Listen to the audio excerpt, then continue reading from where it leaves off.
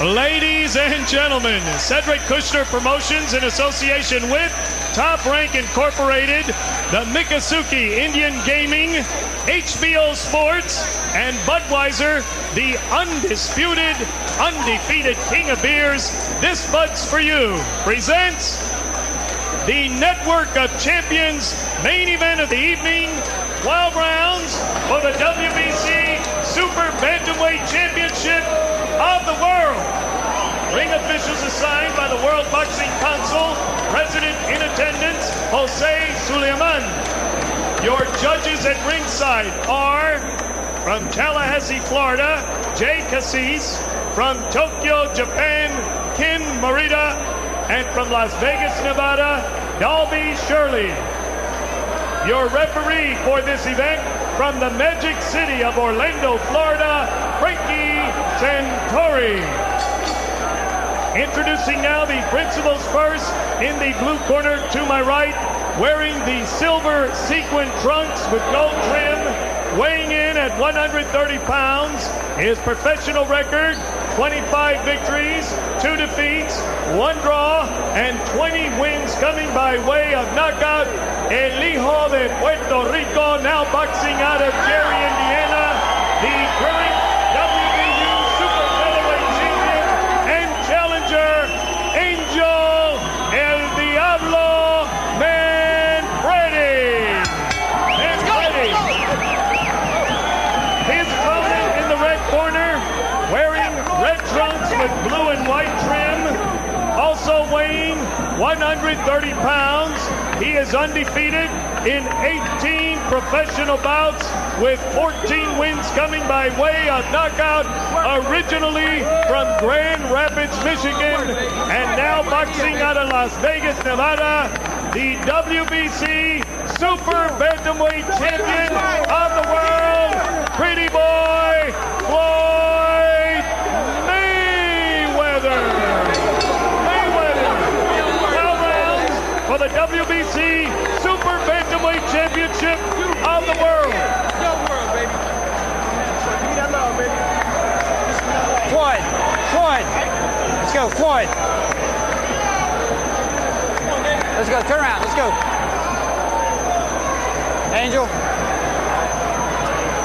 All right, gentlemen, we've gone over everything in dressing room. Let's just watch the low blows. Remember, here's the belt line. Keep them here above, all right?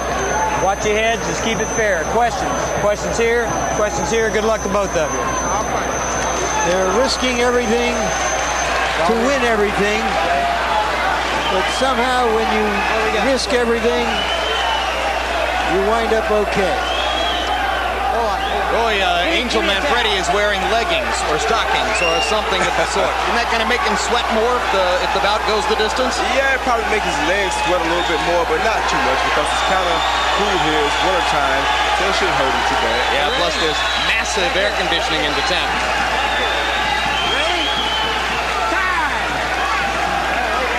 Referee is Frank Santori.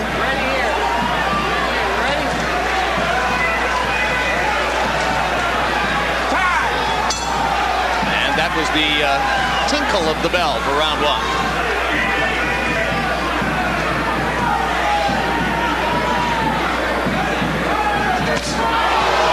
Right hand lead lands from Mayweather, countering over Manfredy's jab.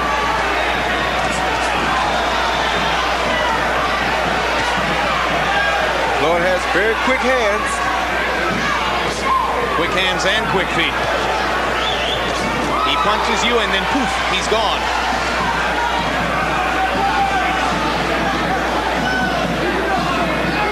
And the Mayweather camp sees the speed advantage as being so big that Floyd Sr. relentlessly insulted Manfredy in the promotional build-up to the fight. He took great pleasure in saying in front of Manfredy, he's a bum, and my son will beat him easily. The fighter was considerably more diplomatic in his public pronouncements and never misses the chance to say Angel's a good fighter, and I'm sure he'll fight well. The fighters usually try to maintain respect, good respect for one another.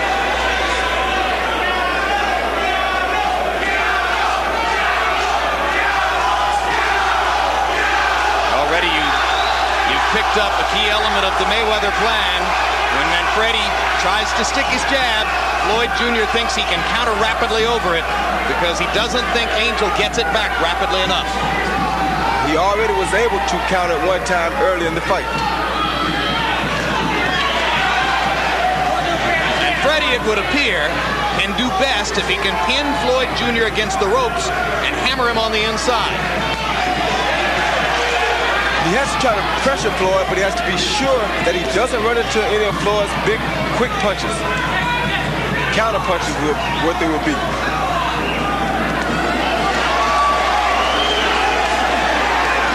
And Manfredy trying to get to the body as he momentarily flashes Mayweather to the ropes. Floyd slips away.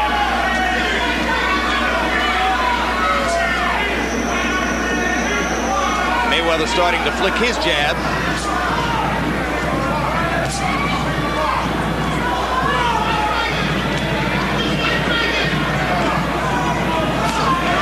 Manfredy's throwing good body shots here early too, which will neutralize the speed some if he can do it over a period of time.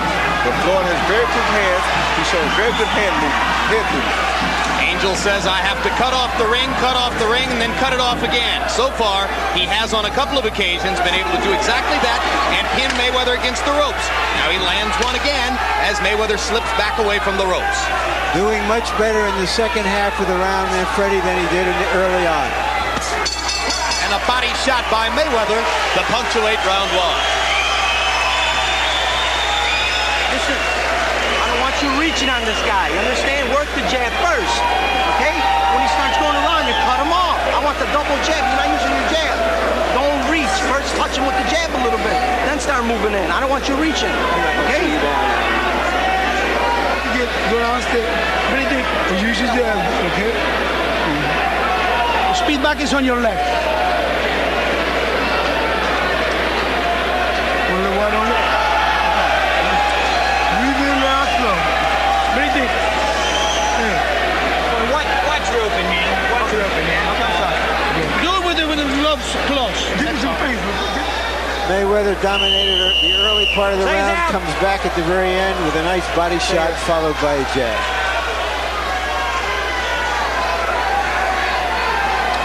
Incidentally, if you ever want a spectacular silver pair of boxing trunks like those worn by Angel Manfredy, you can get them from a woman in New York of Puerto Rican extraction named Margarita Santiago.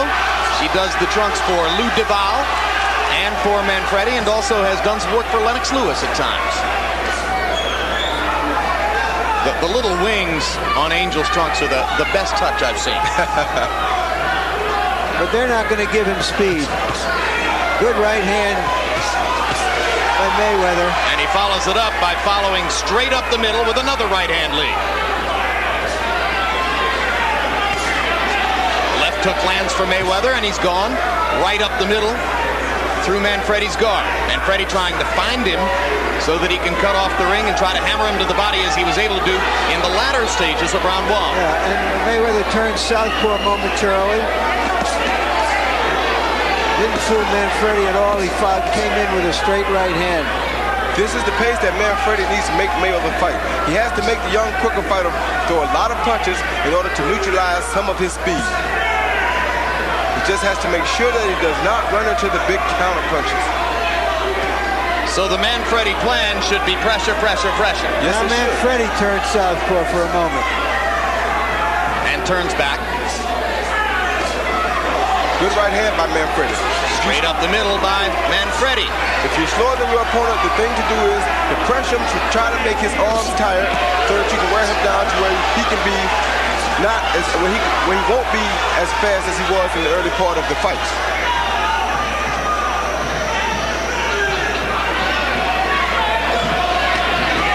Right hand lead lands for Manfredy, and he comes back with a hammering left hook to the body.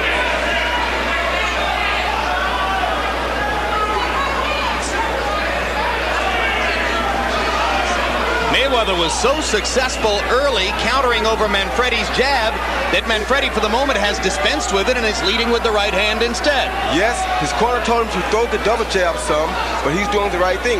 Pick the time to throw the jab because that's what Mayweather's looking for. And Mayweather seems a tiny bit confused as to what to do to mount his own offense. Now that Manfredy isn't throwing the jab, but there's a good idea. Mayweather with a right over the top stuns Manfredy. He's not confused at all. He's just boxing, keeping Manfredy out in the ear so he can see Manfredy. Manfredy in trouble as Mayweather pounds away. Manfredy almost went down. He won't take a knee, but he isn't throwing back. Mayweather pounding, and this one's gonna be stopped too. Same spot in the ring where the heavyweight bout was stopped. And of this stoppage, I'm not quite as critical. I'm not either. I still thought it was a little quick. I think Manfredy was dazed.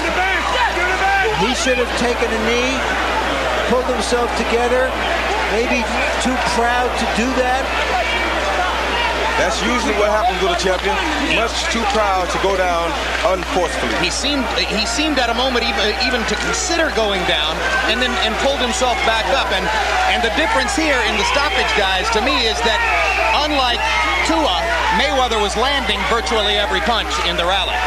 Yeah, he's landing a lot more punches. He was hurting Manfredy. Manfredy was not throwing punches back, and he wasn't doing a great job of getting out of the way of punches either. Yep, all of which conspires to say it was a more defensible stoppage than the one which preceded it in the heavyweight fight, although again, Angel Manfredy is going to say that was too quick.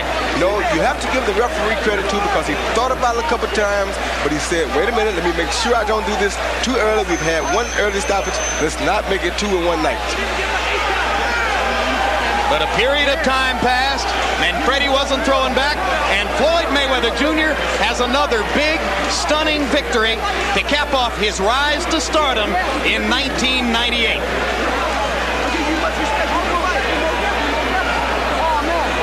And with yet another nod to Roy Jones and Shane Mosley and what they both accomplished this year, there, in the eyes of many, is your fighter of the year for 98, Floyd Mayweather Jr.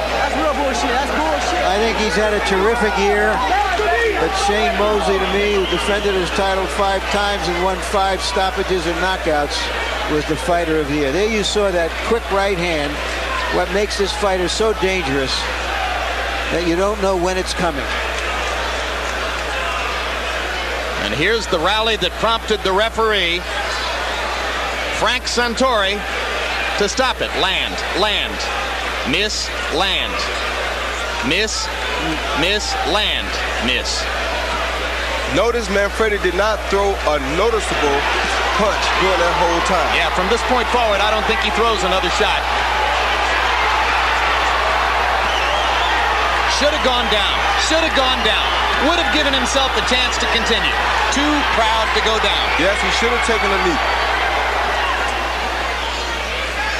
But there you go again. When a guy's a champion, they hate to go to the canvas. No champion wants to go to the canvas. Yeah, and while we were critical of the referee in the heavyweight bout, it's like NFL officiating. It's easy to criticize them. It's not an easy job to go do. No, it's not. That's why I don't have much to say about it.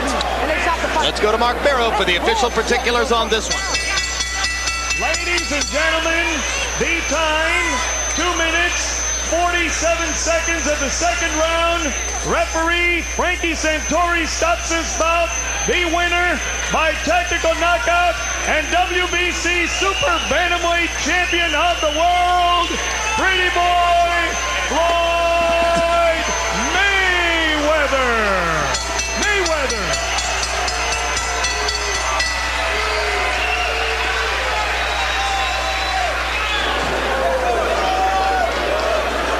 And there you can see Angel Manfredy telling the referee what he thinks of the stoppage, which has given him the 3rd loss of his career and has allowed Floyd Mayweather Jr. to retain his world 130-pound title. Manfredy's wife and brother silent behind him while Angel sounds off on what he surely thought was a premature stoppage. And now, Larry Merchant with the referee, Frank Santori. Larry. Thank you, Jim. Frank, you describe why you felt the fight should be stopped when you did. Manfredy was taking punishment and was not answering back. I will if Manfredy or a fighter's taking punishment, I'll ask him or I'll tell him, said, you've got to fight back, and I'll tell him in the dressing room they need to respond to my command. And when they don't respond, he didn't throw any punches back, and we were concerned with the fighter's safety, and I just felt that he wasn't in any shape to protect himself. Are you saying you said something to him during this barrage about? Yes, sir. When I get close to a fighter, I'll say, Angel, you've got to fight back. I'll tell him, but right there, I said, Angel, you've got to fight back, and he didn't respond. In the first fight, the referee said that he had told the fighters, if you're in trouble like that, take a knee and get yourself a rest. Did you say anything to these fighters? Or if Manfredy had taken a knee to give himself a chance to recover, would you have allowed the fight to go on? Yes, I would have. If he would have gone to a knee and taken a knockdown, it would have given him a chance to recuperate. He'd have gotten an 8 count. As you know, there's no standing 8 counts under the universal rules and under Florida rules and WBC rules. If he had gone to a knee and taken it, it would have shown ring generalship, showed that he was in command of his facilities, and I would have let the fight go. But as it was, he didn't respond. Thank you very much, Frank. You're welcome. Thank you. All right, Jim, let's see if we can get Floyd Mayweather Jr. in here. No, first we're going to go back to you and then try to corral this fighter. All right, thanks very much. Well, Roy, a less compelling case for a rematch here, although it could be a consideration. Yeah, it could be a consideration because I'm sure that Angel will look at the tape and he'll decide that, you know what, I should have taken a knee. That would have been the smartest thing for Angel Manfredy to do at that particular time, because you can't blame the referee this time. The kid did not throw a convincing punch within about a 10-second span. He had to do what he had to do. All right, let's go back to Larry Merchant with Floyd Mayweather Jr. Congratulations, Floyd. Did you think that he was defenseless on the ropes when you were pummeling him? Well, I won't say I was pummeling. I'll just say I was throwing some combination and he wasn't responding back. But first of all, I want to thank God, thank the Mayweather family, thank my grandmother, my best friend Sean, and my girlfriend Melissa Brim for all supporting me. Did you hear the referee say in there, you have to punch back to Manfredy? Well, when in the back, when we was in the dressing room, he said, if you're throwing combinations and throwing a lot of hard shots and the guy's not coming back, I may stop the fight. He said, if Manfredy was doing the same to me, he would have stopped the fight. So I feel it was a good stoppage, but I feel Manfredy's a very, very good fighter. He's tough, he's strong, and he's dedicated to the sport of boxing. He got you a couple of times in there. Were your thoughts that this might go longer, or did you have any premonition that you could hurt him that quickly? Well, a lot of people don't believe in my knockout power. You got to realize, out of 18 fights, I had 14 knockouts. But I just took my time, relaxed, and stayed focused. And I seen to open the shot, so I took it, and that's the shot that hurt him. So I threw combinations. And, all right, we're going to try to show you the punch that hurt him, and then how you finish it. Describe what you see. See, right there, a right hand that shook him up. Throwing combinations, uppercuts. He's not doing nothing. Look. I'm steady throwing shots. He's not coming back with nothing. And right there, open shot. I'm still throwing shots. Look, he's not coming back with nothing. Look. You like that fighter in the red trunks? I like all fighters, man. I give respect to any fighter that get in and give up a good fight. And Manfredy's a very good fighter. All right, you have quickly established yourself in many people's eyes as the best junior lightweight now out there. What are your immediate goals? Who would you like to fight? I would like to fight the best they got out there in the 130-pound weight class. I mean, whoever they want me to fight, I'll fight. I'm willing to fight any 130-pounder. Just talk it over with my promoter, Bob Arum, and talk to my dad, and we'll set the fight up. Hopefully we can come on HBO and fight. So you're not thinking yet that you have to move up in weight. Obviously, you're tall enough to go up at least to a full lightweight, but that's a way away. Well, right now, I come in camp weighing 135, so I want to move up right away because once I get to training, I'm down on weight. The first week I was in camp, I was down on weight. I don't want to rush at all. I just want to take my time and do what I got to do, and that's the box and you're only quick in the ring. Thank you very much, Floyd. Thank you. And here is Angel Manfredy. If we can find him in a moment, amid all this chaos, normal for boxing, and here he is. Angel, you got caught a good right hand. He wobbled you. You went to the ropes. He threw a lot of punches. Not all of them landed, but according to the referee, he told you you have to start firing back, and you didn't. Give me your version. Come on. Everybody knows it. The whole world knows it. He caught me with 2 good shots. I was not dazed at all. And they're going to jump in and stop the fight. The referee did not tell me, let's start throwing punches. It was all politics. Is all rigged up for him to go ahead and win. Wait a minute. I understand. Could you have... Can you show the replay on that? Yes, we will. Can you have taken a knee to give yourself a chance to pull back? All right, here we are. Let's take a look and describe what you see. There's the right hand that staggered you. Now describe what happened on the ropes. Well, he caught me a couple good shots. I was staying composed. I stood composed, and still, he couldn't stop me though. He could not. Look, he's missing all these shots, and he stopped the fight. How can you stop the fight? Gotti did more than that, and they didn't stop the fight. That's not supposed to happen in true championship fights. Are you saying that Gatti hit you hard at some times? Yes, most definitely. It was competitive. We're both hitting each other. That's what the fight game's about. Mayweather hit me 2 good times, and then a lot of times it grazed a couple shots. I stood composed. I put my hands up, but he did not hurt me. Why didn't you fire back? Because I stood composed. I took my time. I was waiting for the openings. But he did not hurt me in there. I don't know why they stopped the fight so weak like that. It wasn't even right. It wasn't a championship fight like a championship fight is supposed to be. Knock me out to win the fight, please. Thank you very much, Angel. So, the prediction you heard before the fight was from Floyd Mayweather Sr. that this would be a walk in the park. And indeed it was for Floyd Mayweather Jr. As far as David Tua is concerned,